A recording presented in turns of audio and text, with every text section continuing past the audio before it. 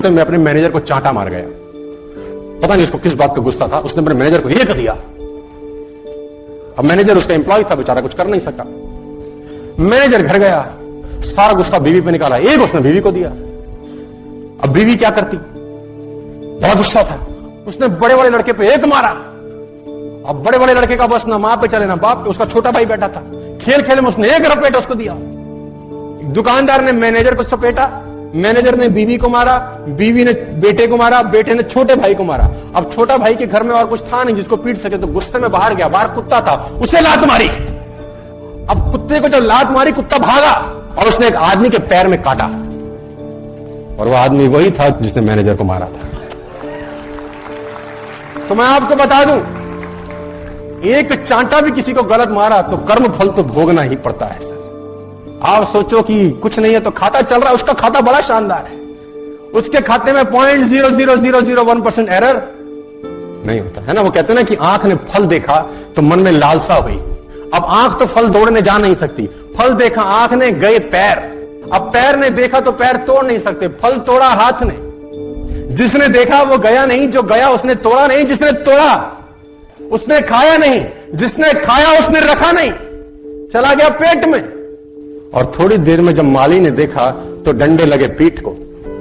पीठ ने बोला हाय मेरा क्या कसूर था, लेकिन जब डंडे लगे पीठ को तो आंसू निकले आंख से, देखा उसी ने था। तो कर्म फल भोगना है यार। और मैं आपको एक प्रसंग सुना देता हूं, यहां पर शायद आपके काम आ जाए। मैं दो ग्रंथों से बड़ा प्रभावित हूं, रामायण और महाभारत, और मैं अक्सर इनकी बातें भी करता रहता हूं।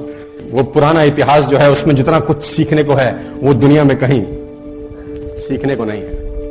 बहुत कुछ सीखने को है राम जी के जीवन में, कृष्ण जी के जीवन में बहुत कुछ सीखने को है। और रामायण एक ऐसा ग्रंथ है जिसमें एक एक चीज सीखने को है। मैं कभी कभी कुछ लेडीज से बात करता हूं, हम तो बहुत दुखी हैं जी, पति बेकार मिला है, बच्चे नालायक है। मतलब मेरी बात को अदरवाइज मत लेना, 70 to 80% पुरुष भी मिलते हैं रोते, महिलाएं भी रोती मिलती है। मैं आपको बताना चाहता हूं, जितनी भी महिलाएं, बहनें, माताएं यहां पर बैठी हैं, सीता जी के पिता थे जनक, और बहुत बड़े ज्ञानी कहा जाता है। जिनके घर में शादी हुई ससुर से दशरथ, जिनके बेटे खुद भगवान हुए, और जिनसे शादी हुई वो स्वयं भगवान। जितना दुख उन्होंने भोगा है तुम में से सब मिलके भी नहीं भोग पाते। तो रोने का जरूरत नहीं है, हाय हाय हाय हाय, दुख ही दुख है। एक एक पात्र से सीखने को है। राम जी से अलग सीखने को, भरत जी को गद्दी सौंप रहे हैं, है ना। राम जी वनवास चले गए, भरत जी को बोला अब कोई नहीं है, दो वचन थे, एक भाई ने पूरा कर दिया, दूसरा तुझको पूरा करना है कि तुझे राजगद्दी पे बैठना है। पिता मरते का 2 वचन दे गए हैं। भरत ननिहाल थे, ननिहाल से जब लौटे उनको बताया गया सारा प्रपंच हुआ है। भरत को बहुत गुस्सा आया, वो गद्दी पे नहीं बैठे सो नहीं बैठे। उनको खूब समझाया गया कि तुम्हें गद्दी पे बैठना है, ये पिता की आज्ञा है, पिता की आज्ञा मानना तुम्हारा फर्ज है। बड़े भाई ने भी मानी है तो तुमको भी मान। तो गुरु समझा रहे हैं, तो गुरु ने बोला अगर मैं समझाऊं तो भी नहीं बैठेगा, अगर मैं समझाऊं और मैं आज्ञा दूं तो भी भरत गद्दी पे नहीं बैठोगे। भरत ने बोला गद्दी पे बैठ तो जाऊंगा गुरुजी, लेकिन ये धरती रसातल को चली जाएगी, ये धरती रसातल चली जाएगी अगर मैं गद्दी पे बैठ गया। तो गुरुजी ने बोला भरत कैसी बात करते हो, इस धरती पे रावण कुंभकर्ण जैसे राक्षस हुए तब धरती रसातल नहीं गई है।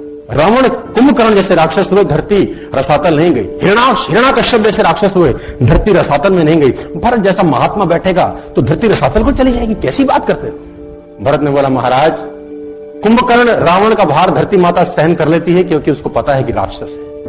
हिरण्याकश्यप का भार धरती माता सहन कर लेती है क्योंकि उनको पता है राक्षस है। लेकिन जब रावण, कुंभकर्ण और हिरण्याकश्यप का काम राम का छोटा भाई करने लगे तो धरती माता भरोसा किस पे करेगी, ये तो रसातल को ही चली जाएगी। मैं नहीं बैठूंगा। वो नहीं बैठे सो हमारा तो 4 इंची दीवार इधर उधर हो जाए बस, भगवान कसम कोर्ट केस हो जाते हैं। इसीलिए आपकी हमारी चर्चा हमारे जाने के बाद नहीं होगी, युग बीत गए हम उनकी बात कर रहे हैं। यार ऐसा कुछ करके जाना चाहिए।